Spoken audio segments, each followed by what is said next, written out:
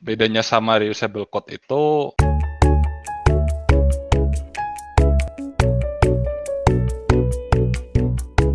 Halo, ketemu lagi di video pembahasan tugas untuk course game programming di Game Academy Batch 3. Di video kali ini kamu nonton pembahasan untuk tugas chapter 11, chapter terakhir, yaitu Technical Design Document.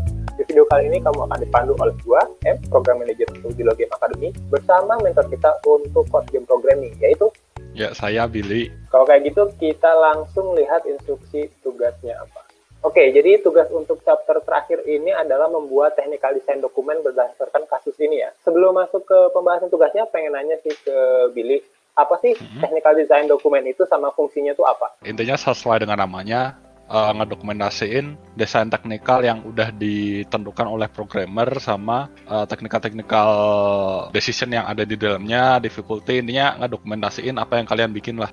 Gunanya ya itu adalah catatan kayak bukti yang kalian kerjain itu apa selain codingan. Kan kita bisa aja tahu kalau kalian udah bikin codingan bagus apa, sebanyak apa fiturnya, tapi kalau nggak ada yang bisa make atau mau make aja bingung program yang kalian bikin itu apa, kan pasti itu program juga dikerjain sama orang lain. Nah, dokumen itu ngebantu orang lain itu dan ngebantu elu ketika lu ngerjain project itu kembali. Jadi kalau kalian balik lagi ngerjain project itu bakal ngebantu banget. Oke, kalau kayak gitu kita langsung masuk ke pembahasan tugas. Di Alfian Aldi Hamdani, ini sebenarnya cuma lodging kayak Git sih, jadi apa aja yang diubah. Ini kepakainya biasanya kalau development cycle-nya continuous, jadi kayak tiap ada perubahan perlu dicatat, perlu ditambahin di sini aja, kan pasti udah tahu juga. Yang mulai penting itu project scope, jadi kayak lebih kayak limitasi ngejelasin game apa yang bakal dibikin sama ngepastiin kayak ini loh yang desain awalnya tuh kayak gini, yang dibikin juga bakal sesuai sama project scope itu. Jadi ngelimit kerjaan kalian supaya kalian nggak ngerjain sesuatu yang nggak diperlukan atau kurang prioritas dari project scope ini. Nah, yang di sini yang kebanyakan yang gue nilai bagian di sininya sih. Jadi di sini itu lebih ngejelasin teknik-teknik apa sih yang kalian pakai buat ngehadapin masalah. Jadi kayak di fitur apa ini kan kita butuh melakukan, kalau di sini case-nya geser blok, hancurkan blok, terus mungkin mencatat skor. Nah, itu gimana sih kalian menghadapin itu? Kalau di sini kan yang menggeser blok itu ada dua solusi, yang satu dicek satu bloknya itu gimana, atau yang kedua yang satu ngecek pergerakannya dengan swipe, satu pakai anak panah. Ini kan decision-nya bukan ke enak yang mana atau gimana, maksudnya lebih kayak teknik apa yang dipakai sih. Kalau misal enak pakai anak panah atau swipe, itu kan lebih kayak look and feel atau user experience dari game tersebut. Jadi lebih baik dimasukin di bagian yang project scope. Jadi di sini itu lebih kayak gimana sih kalian ngelakuin pergeseran blok. Jadi apakah bikin inputnya itu di dalam grid atau bikin inputnya di dalam per objeknya. Nah, itu yang perlu disebutin di technical fitur ini. Jadi kayak decision teknikal apa yang kalian lakuin di dalam ini. Nah, yang ini yang menurut gua udah oke sih. Jadi solution seleksinya itu dua jenis. Scriptnya satu ngecek yang 3 atau satu ngecek yang satu grid. Jadi antara ngecek dari grid yang berpindah itu terus dicek sekitarnya, atau ngecek satu grid seluruhnya. Dan di sini udah jelasin juga kenapa memilih solusi yang satu, karena cost-nya atau performance-nya. Nah, bentuk-bentuk solusi kayak gini yang kita butuhin. Kenapa? Karena dari informasi yang ada ini kan berarti kita udah tahu kalau solusi satu ini kenapa sih nggak dipakai, kenapa solusi dua yang lebih dipakai. Dan itu ini lebih mengarah ke teknikal daripada ke desain. Kalau yang sebelumnya tadi kan lebih kayak enaknya input yang tap atau input yang swipe. Meskipun mengarah ke teknikal, tapi kan itu lebih kayak decision dari game design atau user experience-nya. Terus yang bawah lagi itu juga udah bener sih, jadi satu mau ngerandomnya itu atau ngerandom dicek per grid. Meskipun ini terlalu bisa dibilang udah pasti dilakuin yang per grid, tapi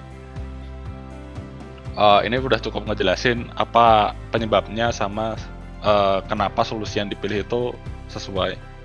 Nah, ini yang kelas diagram ini gue kebanyakan nggak begitu ngecek, tapi gue ngecek intinya aja. Pokoknya kan intinya ini sebenarnya kayak dokumentasi dari tugas sebelumnya yang match 3. Jadi kelas diagram ini kan membantu banget ketika kalian udah melakukan abstraksi dan kawan-kawannya. Jadi hubungannya dari tiap tiap diagram itu bakal kerasa banget ketika kalian udah ngelakuin abstraksi, terus kalian ngerancang sistem itu gimana sih baiknya, yang dimana komunikasi antara satu kelas blok ke kelas blok lain itu jelas. Kalau yang di sini gue juga nggak nge-strict banget sih, intinya penggunaan diagramnya udah jelas. Jadi flow-nya dari mana, start itu pasti awal, apa yang dilakuin user. Sebenarnya flow diagram ini bisa dipisah lagi, jadi kayak ketika ada proses itu kan nggak mungkin sesederhana ini kan, kayak ketika nunggu input itu apa sih yang dilakuin. Jadi kayak dari flow diagram ini terdiri dari flow diagram yang ada di dalamnya lagi, kayak misalnya yang di sini kan dijadiin satu nih, ada swipe tile. Jadi kan sebenarnya ini lebih kayak nunggu timer atau nunggu input. Nah, jadi selama nunggu timer ini kan bisa terjadi banyak event. Yang dalam event itu adalah swipe input atau penggunaan item. Nah, di situ penggunaan item itu kan juga ada flow-nya sendiri. Terus ketika swipe input juga ada flow-nya sendiri yang berujung di akhir di timernya. Jadi kayak flow timer sama flow item sama flow swipe itu beda-beda. Yang ada core-nya menjadi satu flow utama.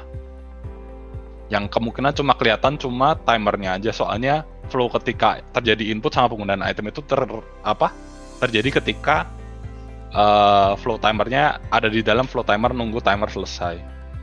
Nah, yang ini reusable code ini banyak yang bisa dibilang salah pemahaman, atau itu yang dari kemarin yang gue udah lihat. Reusable yang di sini ini, kalau yang di sini yang gue beli yang udah cukup sesuai. Jadi dimana reusable code itu lebih kayak kode yang gampang dipakai lagi instead of aset. Jadi kemarin itu ada yang nge-submit soal prefab, yaitu sebenarnya bisa dibilang kode meskipun itu dalam bentuknya Unity file format yang bentuknya seperti kode. Ada yang juga bilang sebuah dia ngikutin core sama scene controller. Jadi kenapa gue milih yang ini, karena yang di sini sebenarnya. Jadi yang di sini kan ada object puller modul. Itu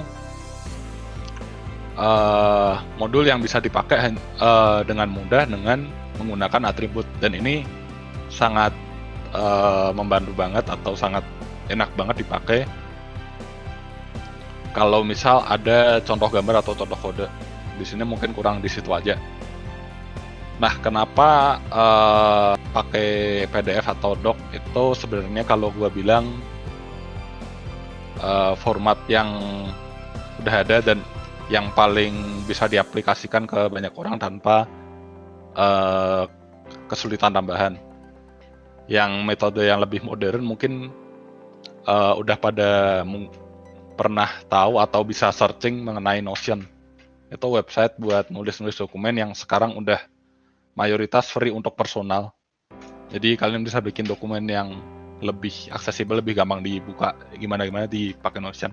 Buat yang ini, modul ini kan bisa ditambahin mungkin itemnya itu dengan syarat apa, terus gimana lagi, terus yang kenapa yang gue bilang core dan scene control itu kurang sesuai itu sebenarnya lebih ke core dan scene controller itu lebih kayak nentuin gimana sih arsitektur sebuah sistem atau codingan itu dibikin. Jadi nggak sebagai reusable codes, tapi lebih kayak arsitektur yang digunakan tuh pakai sistem core ini dengan menggunakan scene controller sebagai base dari tiap scene-nya. Nah, bedanya sama reusable code itu interaksi dari core dan scene controller itu pasti bakal nentuin lebih banyak scope yang lebih luas dari sistem project tersebut. Dimana yang object puller ini bakal ngehandle yang lebih konteksnya lebih kecil dan lebih gampang dipakai lagi gitu. Nah, yang bagian 7 other nodes ini sebenarnya kebanyakan diisi oleh orang yang suka ngebersihin codingannya. Yang sering gue lakuin itu selalu bikin dokumentasi sambil ngoding kalau bisa. Kalau emang kesulitan itu pasti kan kebanyakan ini kayak ngedokumentasiin codingan kalian sewaktu match 3 juga. Jadi kan kalian kalau gue lebih biasanya itu sambil nulis dokumentasi ini sambil baca codingan lagi. Jadi ketika itu terjadi gue bakal banyak nemuin kayaknya di bagian ini gue bisa perbaikin lebih baik lagi. Catatan untuk ini bisa dikembangin lagi loh, instead of berhenti di sini. Mungkin bisa jadiin modul keluar. Nah, itu bakal dicatat di order notes ini. Gitu. Boleh tahu apalagi sih common mistake yang dilakuin dalam penulisan TDD ini dalam konteks tugas ini? Common mistake itu kebiasaan nulisnya terlalu detail, terus kayak sebenarnya yang perlu kalian tulisin itu inti-intinya saja, nggak usah ngejerumus kalian kayak harusnya kayak gini, terus implementasinya harus pakai cara ini dan gimana, tapi kayak inti kalkulasinya apa aja sih, kayak library yang dipakai ya udah ya itu aja kan, berarti nggak usah dalam-dalam. Tapi bagian di sini itu technical feature, kita nggak perlu ngikutin library. Kalau library itu mungkin udah di bagian di sebelumnya, kayak di sini itu kita pakai library ada juga yang kemarin itu ada soal yang pakai JSON.NET sama Firebase. Jadi enggak lebih ke technical feature, tapi lebih kayak technical detail atau technical information yang menunjukkan mengenai library apa aja sih yang dipakai di project ini. Yang di technical feature itu lebih kayak kita nemuin masalah ini, ada solusi, ada A dan B. Dan meskipun solusinya terkadang nggak A dan B, mungkin kalau kalian udah biasa, mungkin solusinya udah jelas, kayaknya pakai ini aja deh. Ya udah solusi satu aja nggak apa. Soalnya begitu kalian ngoding, kadang kalian gak mikirin kedua case tambahan, tapi ya udah yang kalian pakai aja dulu. Nah, dari itu mungkin dari pemikiran solution itu, ketika kalian nulis ini kan mungkin oh iya bisa dipakai cara yang ini. Nah, kalian bisa tambahin di other notes tadi di bawah, atau kalian milih solution kedua ini gue baru temukan karena ketika gue lagi menulis dokumentasi ini. Jadi kayak dengan kalian bikin dokumentasi itu kalian juga memahamin ngevaluasi codingan kalian kalau bisa diimprove lebih baik lagi. Jadi ada pertanyaan nih dari Alfian Hamdani juga. Jadi dia bertanya, saya ingin menanyakan pada bagian isi TDD yang technical feature, apakah fitur yang disebutkan di project code harus dijelaskan semua di technical feature atau hanya sebagian saja? Ya, itu bebas sih sebenarnya, kan tujuannya technical design document ngejelasin tiap fitur yang ada. Kalau kalian jelasin sebagian aja, berarti sebagian yang lain kemana, atau ketika kalian balik lagi atau ada orang lain yang ngerjain project, terus informasi fitur yang lain kemana, kan pasti itu yang ngebikin orang lain itu kebingungan ketika disuruh ngerjain project yang udah ditinggalin, yang TDD-nya nggak jelas atau kekurangan fitur itu. Makanya gue tambahin di situ, kalau semakin lengkap ya pasti semakin bagus kan nilainya. Oke. Dengan berakhirnya pertanyaan tadi, berarti sampailah kita di akhir video pembahasan tugas untuk chapter 11, yang mana adalah chapter terakhir nih dari course game programming. Nah, barangkali sebelum ditutup ada pesan-pesan dulu dari Billy untuk teman-teman yang udah ngikutin sejauh ini course game programming. Sebelumnya saya mewakili yang mentor-mentor lain mengucapkan terima kasih udah mempercayai Dilo untuk membagikan informasi mengenai game development ini. Yang lagi belajar atau maupun yang udah bisa atau mau yang improvement lagi, semangat aja di game development. Meskipun game industri di Indonesia itu nggak sewah di yang di luar, kita tetap ada tempat seperti ini buat ngembangin potensi-potensi kita dalam game development atau game production ini.